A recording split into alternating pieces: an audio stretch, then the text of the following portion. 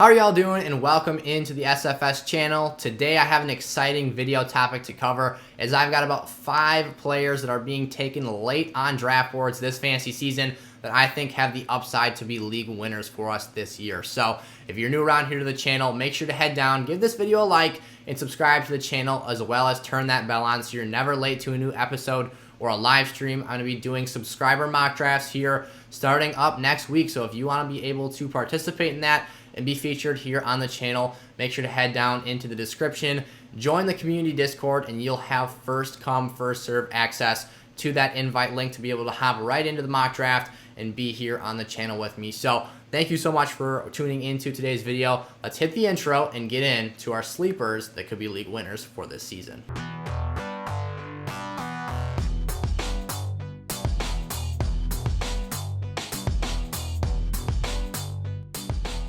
Alrighty, so my first player, we're going to be going in order of ADP right now. So the first player of this group that's being selected here is Brandon Cooks, and I actually covered him about a month ago or so as a potential breakout player, which in essence is sort of a sleeper pick, but his ADP hasn't really changed since that point in time. So I wanted to put his name out there one more time, address him, and talk about the reasons why I think that for a player who finished as wide receiver 15 last year, we need to either be picking him a lot higher on draft boards, and B, be respecting his potential upside that he has this season, despite on paper the situation may not look as good as it was last year. So the Texans in 2020 won 4 games with Deshaun Watson, with J.J. Watt, with other players that have departed via free agency. They were a terrible football team. Well, what happens when Deshaun Watson is potentially not going to play a game this year, maybe never plays for the Texans again, sits out, holds out, whatever it is? He's got his law issues going on right now. It's a mess there in Houston. Well, when you lose your star quarterback, who's probably a top 6 to 7 QB in the National Football League, you're going to be worse than you were the season prior. Just ask me. I'm a Packers fan. My quarterback currently is in a dispute with my team, and he doesn't want to come play for us. We're going to be worse. What does that mean for the Texans? They're going to be worse too. So, in turn, a defense that was already very below average last season is going to be on the field a lot more because the offense is going to be a lot less productive, efficient. They're going to be punting more. The defense is going to give up points. Well, in turn, what does that mean? They're going to need to pass the ball, catch up late. They are not going to be front runners. They will be trailing, trying to catch up late in nearly every game this year.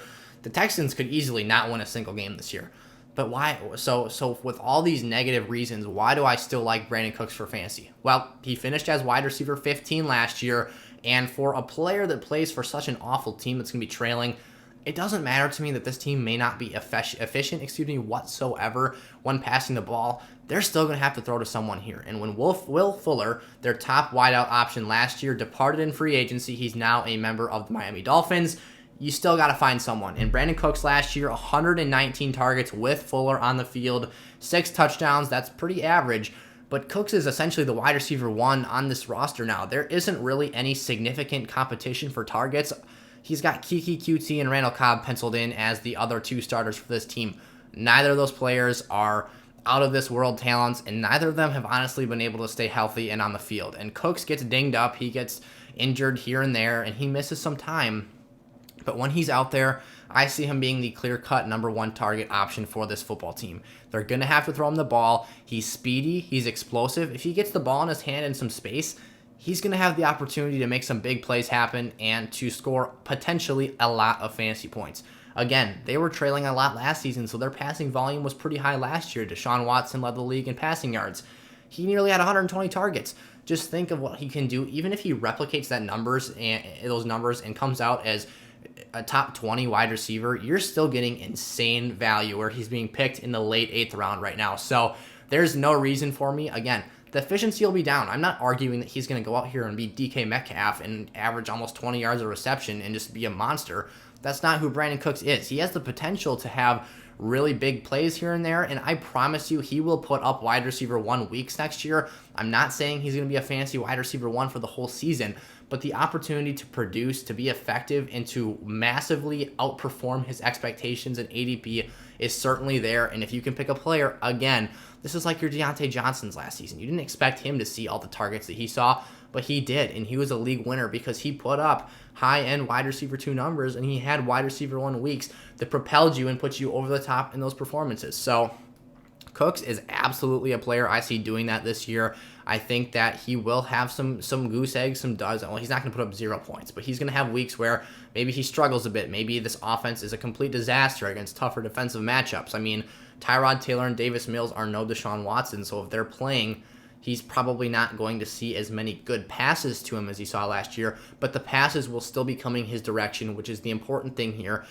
Big Ben, even last season for Deontay Johnson, the player I compared him to with the value and the range right here, he had some terrible passing numbers last year, was wildly inaccurate, super inefficient, not a dependable player. Brandon Cooks has the same situation. He can produce in just as bad of an area as we saw Deontay Johnson do last year. So the next player up here, I actually made a TikTok over on SFS's TikTok, so go check out our social medias if you haven't done so. Those are in the description of this video as well. John Brown's a player I see absolutely stepping up as a sleeper and having the potential to be the wide receiver 1 player in this Raiders offense this year. He's a free agent acquisition. He's played for a handful of teams now. He started his career off with the Cardinals, transferred over to the Ravens, then the Bills, now a Raider.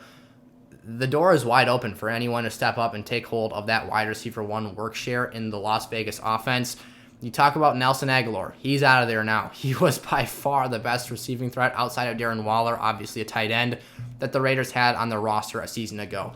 Henry Ruggs, their first-round pick in 2020, I'm sorry, he just can't run routes. And it's very possible maybe he improves a ton this season and he steps up and takes a hold of this role. He certainly is a player that I think if he ends up seeing the workload and the production potential, if he lives up to expectations, he is certainly a sleeper pick as well as a player who's going in the 12th round. But I can get John Brown 2 rounds later in the 14th. I know this late in the draft, value isn't really that important. You're looking for guys with high upside at this spot. But I would be more willing and feel more secure betting my money on the veteran who I've seen put up a 1,000-yard season prior in his career, put up great route running numbers, beat elite defensive backs. I mean, John Brown is not a wide receiver 1. I wouldn't say he's an X-type player for an NFL team, but he can certainly emulate that for this football team and at least return high-end wide receiver 2 numbers while he's healthy in this Raiders offense. So they need to throw the ball to somebody outside of Darren Waller. I'm expecting and projecting a huge season for him, but they got to find a second option. Someone else has to step up. We know it's not going to be Josh Jacobs or Kenyon Drake out of the backfield, so it's got to be one of these receivers. Pretty much what we have to work with here is Bryan Edwards, who was hurt a lot last season, didn't really show us much. Henry Ruggs, who pretty much only won deep balls where he's mossing players because he couldn't separate with his route running. And then John Brown here, who is the most polished and most proven receiver on this football team. And when you talk about Nelson Agholor essentially being that role last year, I think that translates into John Brown's production here this season. And for a veteran quarterback like a Derek Carr, I think he'll connect early and often with Brown in this offense. And certainly if he can stay on the field, you see he finished as wide receiver 79 last year. That was mainly an injury thing. He could not stay healthy and on the field for the Bills last year. I think he'll be a lot better this season, and a player that, again, you can look back at this, and he might be a year-long starter if he can live up to his expectations and his ceiling here this season. So Darnell Mooney, the man from the thumbnail in today's video, the next up option here. I think that Darnell Mooney could potentially just blow the top off of fantasy leagues for some players. You talk about a guy who only had 9 starts in 2020 and still saw nearly 100 targets, 98 of them. Through those 9 starts, again, he was on the field and playing games, but not the official starter for the other contests there. But still, add Justin Fields into the mix for this team, add Andy Dalton in. I still think Andy Dalton is an upgrade over Mitch Trubisky and Nick Foles, regardless of when we see Justin Fields. So the opportunities will be there. We're going to see Darnell Mooney start from day 1 this season. This dude can play. He is an absolute baller. Just go ask Jalen Ramsey. Darnell Mooney got open deep downfield so many times last season and literally could have scored so many more touchdowns. He only had 4 last year because the quarterbacks would literally airmail it over his head and they'd throw him the ball. They recognized that he was open and were giving him looks, but their passes were so off the mark and so bad that Mooney literally had no chance to capitalize on them and score those big plays. So if we can hit 3 more of those this season, that's going to make all the difference. And for a player, again, who's being taken as late as he is, His ADP right now is 131, which puts him in the late 10th round of 12-team leagues. He still had 61 receptions, 631 yards, and 4 tubs last year. So I think there's a lot of opportunity for Darnell Mooney to be a lot better than he was last year, be a really good Robin to Allen Robinson's Batman in that Bears offense. And coming from a Packer fan, I have a lot of respect for Darnell Mooney, his play style, his route running, his ability to separate. So do not forget or do not take for granted if Darnell Mooney is on your draft board at this spot, because he 100% has the ability to put up wide receiver 2 numbers on a weekly basis if he ends up getting the volume that he saw last season on top of improved quarterback play and actual ability to get him the ball where it needs to be. Next up, Monroe St Brown, the only rookie being featured in today's video. Something else, I want to actually talk about this at the top of the video, but it slipped my mind until this particular point in time. This video is almost a perfect representation of why we should be fading wide receivers off our board in the early rounds of draft day, for the simple fact that the upside I'm talking about with these players is just not found at other positions outside of quarterback, which will be making an appearance for the 5th overall spot in this video. But I easily could have made this wide receivers only, 5 wideouts with a league-winning upside. There's a laundry list of names of guys that could do that for us this year. So we got to take advantage of those running backs early and get those spots filled up that are going to be tougher and tougher to find as each round passes. These are all wideouts that I'm talking about could step up and take over the wide receiver 1 workload on their football team. Maybe not Darnell Mooney. I don't see him passing A-Rob anytime soon, but that's just something I wanted to address really quickly here before we get into Monroe St Brown. St. Brown is a player who I think has a lot of potential in this Lions offense, even as a rookie this season. I expect him, with Jared Goff coming into this Lions offense, to kind of play, if he ends up being able to take a hold of a starting job, because right now he's actually not stated as one. But if he gets in there, makes his presence felt, and establishes a role for himself in this offense, I wouldn't be shocked at all to see him play kind of that Robert Woods role that we saw Jared Goff do really well with in Los Angeles. And what do I mean by that? I think that Monroe St. Brown will be that player. They both played at USC. Who's going to be involved in the short screen game. They're going to get him involved in the intermediate passing game. I don't think St. Brown's going to be too much of a factor in the deep game, but I also think they'll get him involved in the wide receiver run game on those jet motions, have him taking some handoffs out of the backfield, end arounds, reverses, whatever it might be. I think that he certainly has the ability to step up, and I wouldn't put it out of the question right now as to pencil him in as a potential name to be the wide receiver 1 producer in this offense next year. Quintez Cephas is the name right now that has the most playing time that's a starter with the Lions, and he being a rookie last season and a 5th round pick, they're not too incredibly tied to him. Rashad Perryman, Tyrell Williams is the other name. I always forget about him. Like, these receivers are jokes that they have right now in the Lions offense. They haven't had consistent bodies of work in the National Football League for years, and Rashad Perryman has been looked at as a bust for most of his career because he's bounced around NFL teams at a rapid pace, and literally every year he's with a new group. So St. Brown, the door is wide open, 4th round pick out of USC this year. He's got the tool set. Maybe he needs to become a little bit more refined and establish his role in this offense, but I wouldn't be surprised at all if you look at him as the late round pick. He's going in the 14th round right now. Snatch him up with one of those last couple of picks. He could have some really high upside that ends up netting you some significant flex play.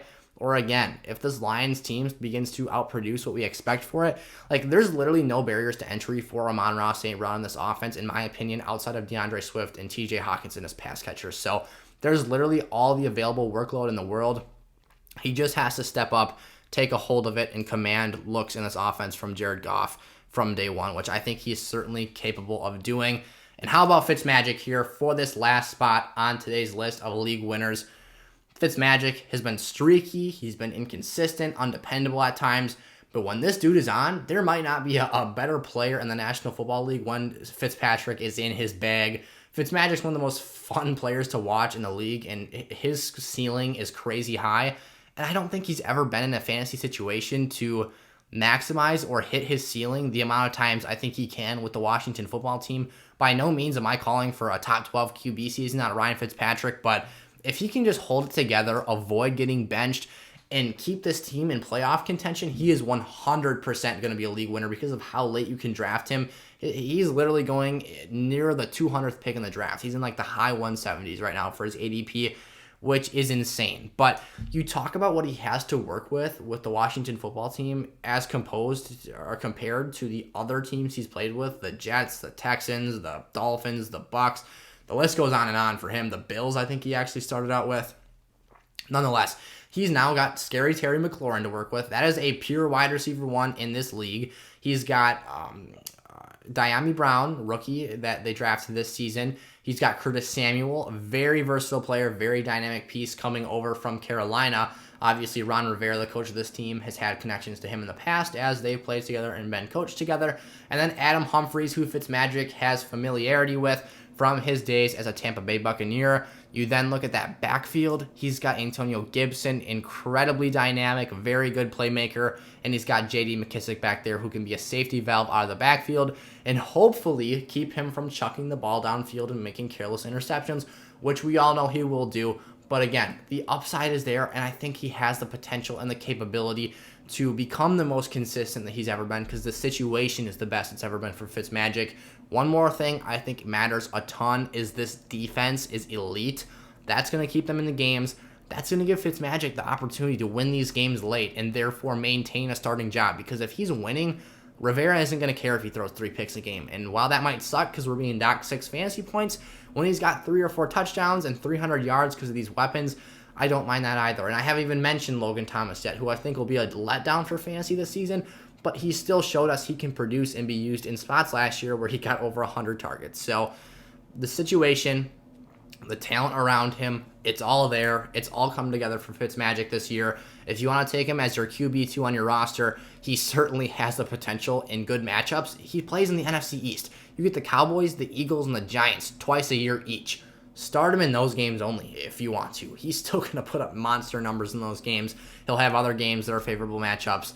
This is just a win-win situation for a player that I have to invest virtually no draft capital into to acquire his services for my team. Alrighty, those were my 5 league-winning sleepers. At this moment, there's certainly more out there. We'll be talking about those a lot more throughout this fantasy season. All the more reason for you to be subscribed to the channel. But I had a lot of fun talking about that video. I think these players are really fun, and I would love to get my hands on as many of them as possible in my leagues.